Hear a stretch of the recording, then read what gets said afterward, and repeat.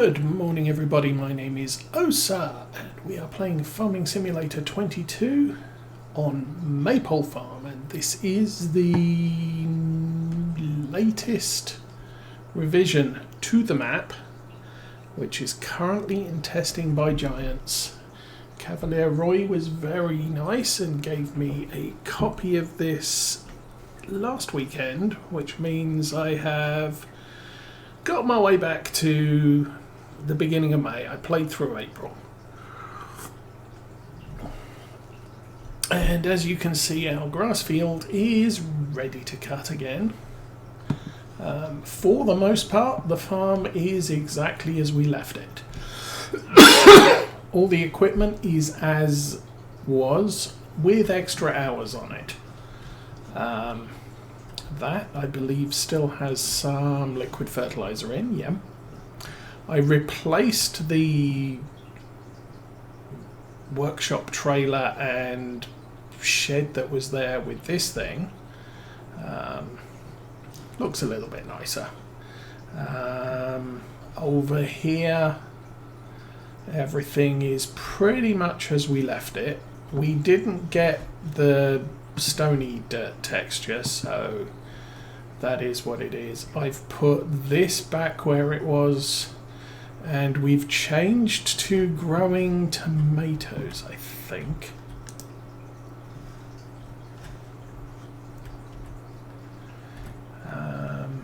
So yeah, we're growing tomatoes. I have reloaded the seeds and solid fertilizer and the water. We will hold off doing potatoes until we get round to having some pigs on the farm. The pig silo is empty, so the accidental potatoes we loaded in it are gone. This probably has no solid fertilizer. Not sure if we have any seed left. Yep, we've got 328 seed. And we have a silage bale that I didn't sell. Well, there you go. So I did try out doing silage contracts using the extractor. That works. So that's a good thing. We have huge trailer, which is way too, well, actually probably too big for us. One of those, one of those, one of those. So no big deals there. And I did manage to tow 105,000 litres of silage on our trailer with this tractor at reasonable speeds. So we're doing much better than the 120 horsepower Massey Ferguson that we used to have. Oops. So that's a good thing as well.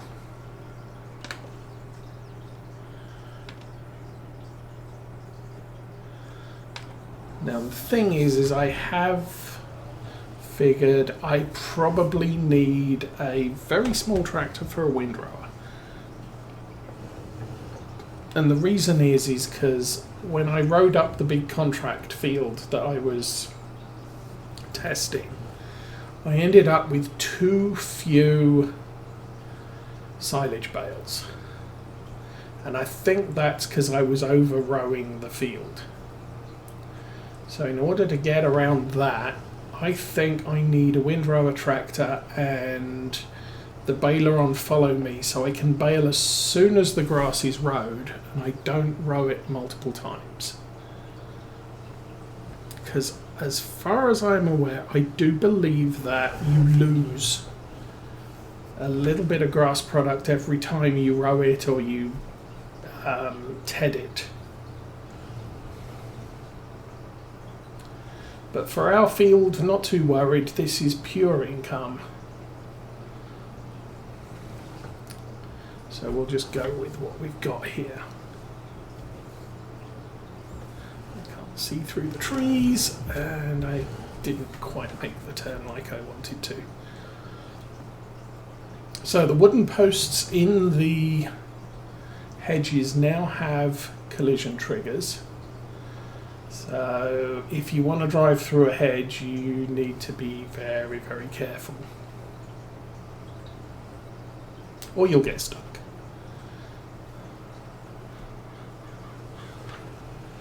Starbuck, good morning. Field 55 episode. Well, some of it will be. Unfortunately, it's really the only field we've got at the moment, so...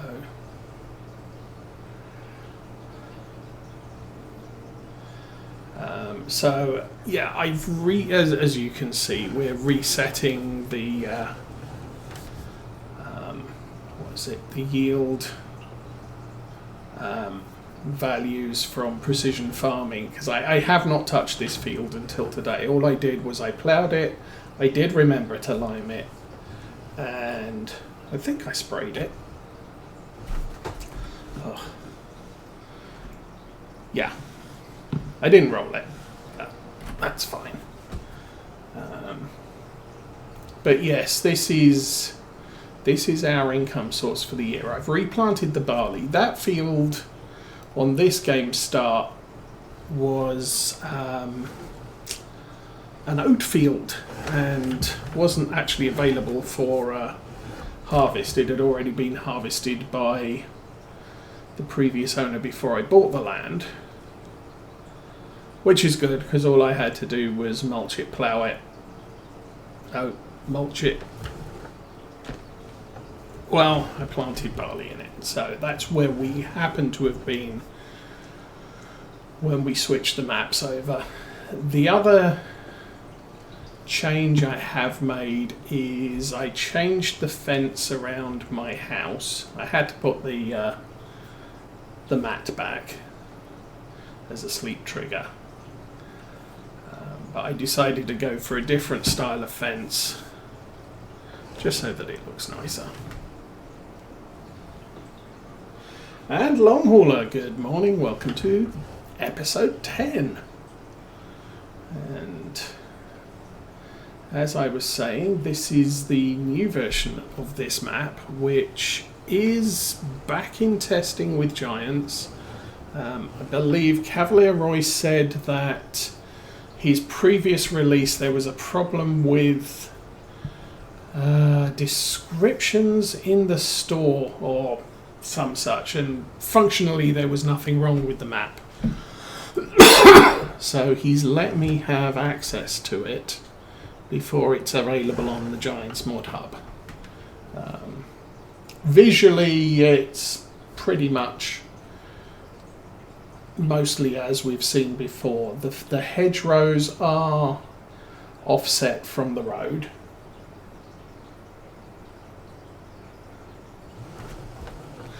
Well, there's actually a good reason why there isn't much in the way of longboats in America, and that's it takes a lot to dig a hole to run water in. And obviously, by the time America was up and running and people wanted to ship heavy products like iron ore, like coal, trains existed. So, it was around the early 1900s. The canals just fell into disuse in the UK. They're now places where people vacation on sort of narrowboat houseboats, but really they were created because of an industrial need, and trains were already available by the time America really got up and running. And so, I mean, up here in Michigan there is a lot of the lake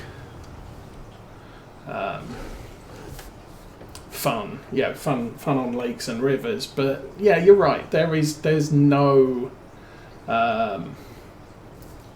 canals and narrowboats, but really America didn't lend itself, America happened at the wrong time for them.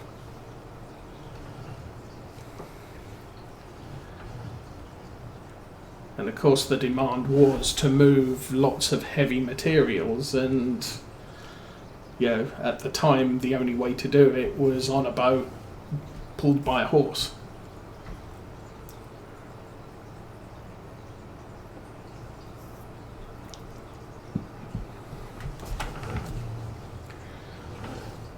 Anyway, this job not too bad. And we do, obviously we have, what would it be? We ended up last episode at 18,000. So we've got about 26,000. Part of that was from the sales of our silage bales, except the one I forgot to sell, and the contract, which I did, which was quite a reasonable sized field.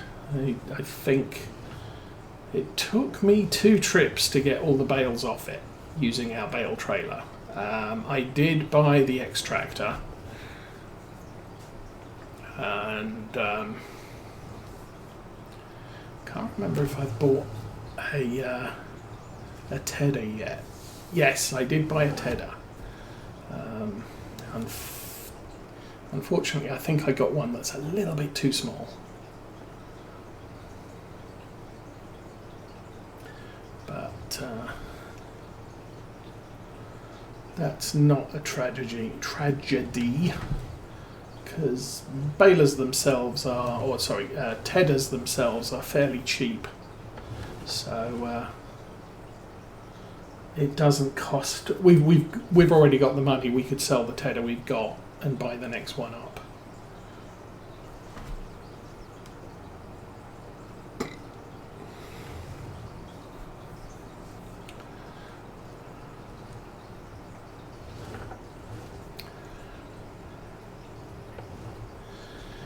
We've still got the Series 7 TTV Warrior. I'm getting to appreciate this tractor over the 6S that we had. It's capable of hauling 105,000 litres of silage bales on the flatbed, which the 6S, even upgraded to 200 horsepower, just could not cope with. But that's fine. And I'm glad this one came up in the sales. Obviously, it has more hours than we had at the end of last week's episode, because I had to replough this field, seed the fields again, spray the fields again. The barley field needed to be weeded, so I had to do that again. So that's all sort of 4 or 5 extra hours above where we were. Obviously, partial compensation for that is the greenhouse that we have is full of seed and fertilizer. I didn't make any attempts to shorten that.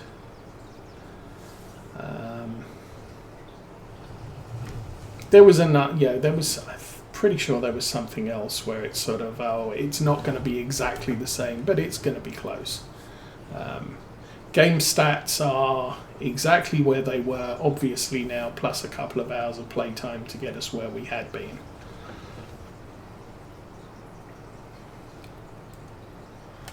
But we've kept our bale counter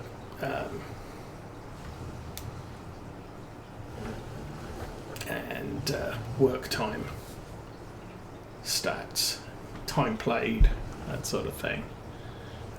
But I had to completely rebuild the farmyard. I had to repurchase the land, redo all the land. It does mean that yields on some of the grass fields we've already cut are going to be a little bit low. I think that's why technically that silage contract I did during April almost failed. It was only because I had my own silage that I could get it completed. But it's because the fields have reset their fertilizer state, so we're not going to get any boost in yield on any of those fields for a while. Once they've been cut once, that obviously the fields we don't own, once they've been cut once, you get the effects of they've been fertilized once, so the yield is sufficient to meet what the contract calls for. But not so much on first cut, so we're going to have to be careful doing the contracts again.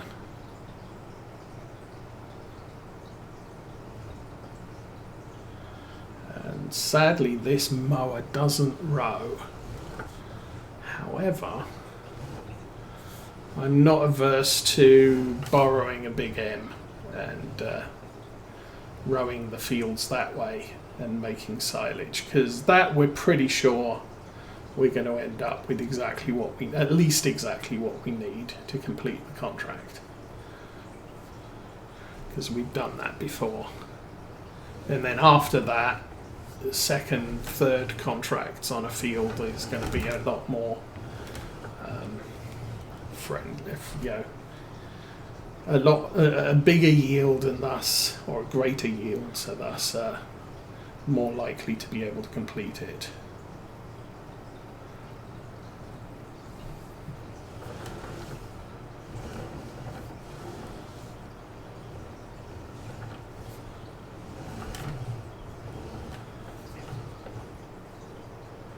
I still think, as far as starting equipment goes, this mower is absolutely brilliant.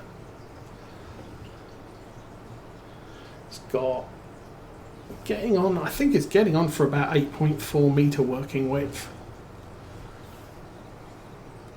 which probably, if you add together a front and single rear mower, you're in that ballpark. Maybe a little bit wider, 9 meters. But it also doubles up as a mulcher, which is going to give you a plus 2.5% yield on any field that you mulch before you plant. So I'm kind of good with that. You have to put it through the workshop, but it's free. Adjust the blade slightly and it will mulch instead of mow.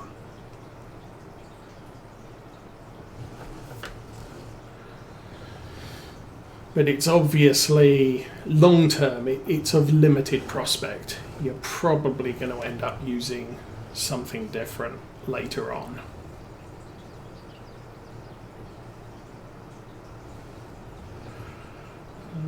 Good grief. I didn't think I was going to make it all the way across without missing a small bit. And it's fast. I'm not sure the speed on the other mowers, but certainly make short time of the work. And we obviously, now that we have all of the equipment, we can do contracts with our own equipment and not have to borrow.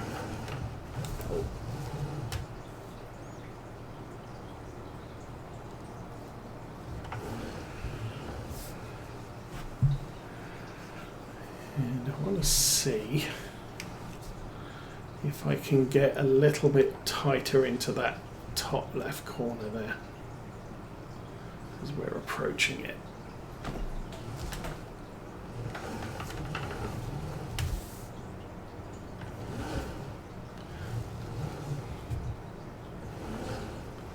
That seemed to work.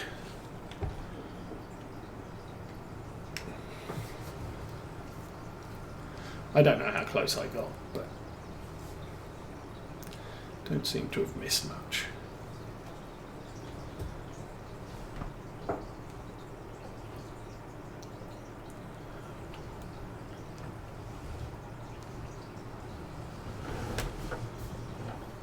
Okay. I think I might just clean that off. Oh, it's definitely showing wear.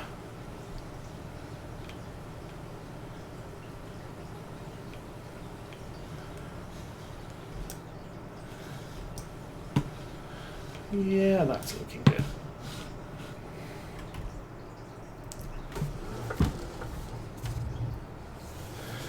What else have we got here? Don't know that there's anything else significant going on with the yard at the moment.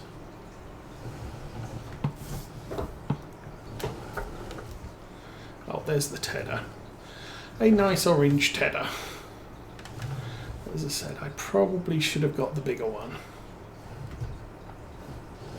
I got the one that's the same size as the mower.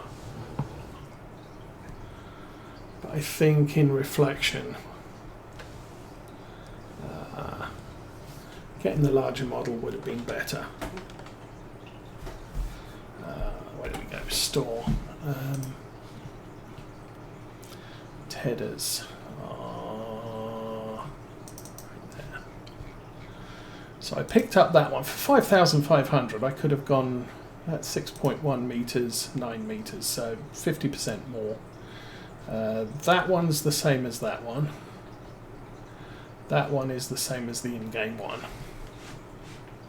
I'm not sure the Pottinger would be ideal, plus price is just ridiculous. And I believe the Kuhn is about 9, yeah, just a little bit under.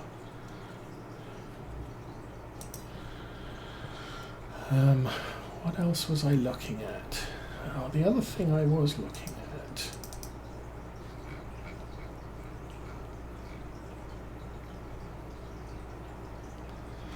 That came up in a sale for about 6,000.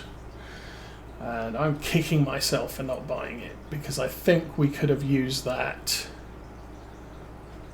58 to 85 horsepower. That one, windrowers. That only needs 35 horsepower.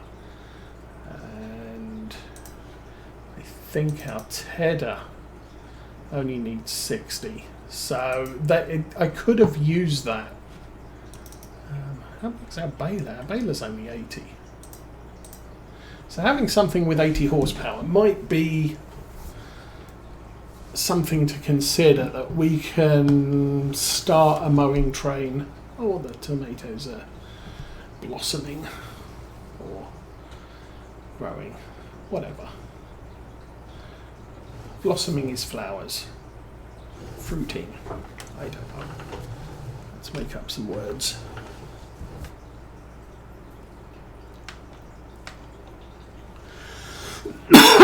And I bought I don't remember if I did a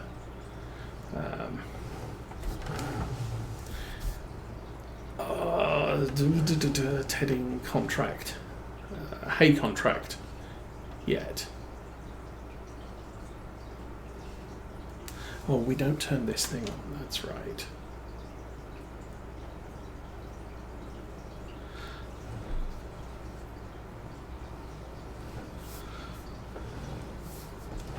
So I've been checking out the Vermeer pack that we'll be getting middle of next month. So I think we're only about 2-3 weeks away from that. And the rake is the one used on Bernard Farms, this farm wife YouTube channel, and it's functionally similar to this in that you've got the arms and you rake the grass in, but instead of having the multiple rakes on the arm, it's two sort of, it's almost like two offset pickups for a baler, but much longer. But I may switch to that when that comes out, especially if we get it in a sale. I mean, you know me, I'll work my way round to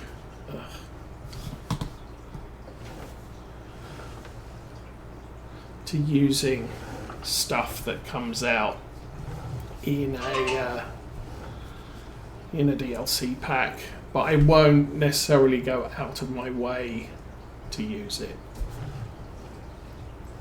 So, for example, if a Kubota M6 comes up in the sale, I might buy it, because, as I said, I need a small tractor that I can just run the small equipment with, and I don't think the M6 needs much in the way of a bigger engine for the work we want to do with it. At least for now, this is our main tractor until we get onto the really big stuff. And I think, looking at some of the fields on this map, we're going to need some really big stuff. If I get field, I know it's 52, probably 51 adjacent to it. I'm thinking I might want to look into a big M for mowing eventually, which means we keep the John Deere Batwing, and we can use it in the smaller fields if we feel like it. We can also use it for mulching as we get more arable fields. So yeah, 52, 53. I'm guessing 51 is the one way to the south next to our barley field.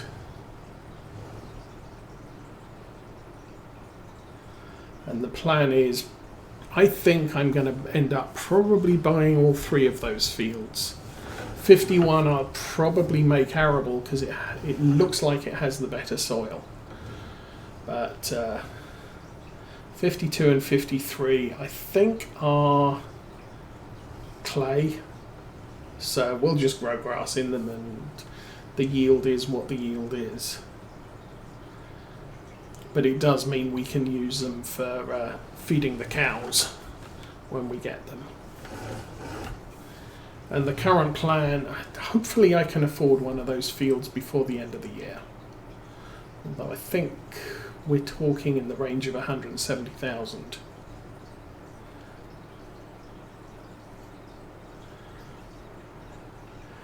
If we can do that, we can build up a stock of hay and silage, and the barley will yield us some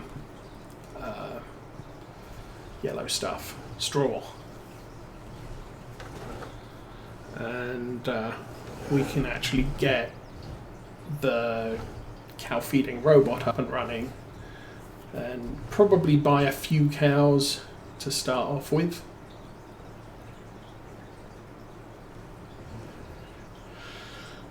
And get that side of the operation up and running. Okay, so the problem I have with this thing, and I think I'm going to drop it here, is going over these headlands. It's not as easy as one of the big windrowers to avoid doing that.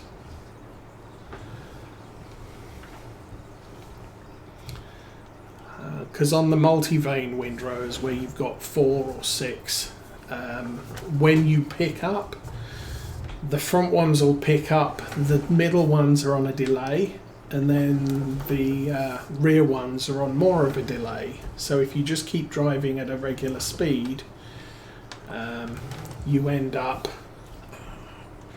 What size are we running? 180s, okay. That's good.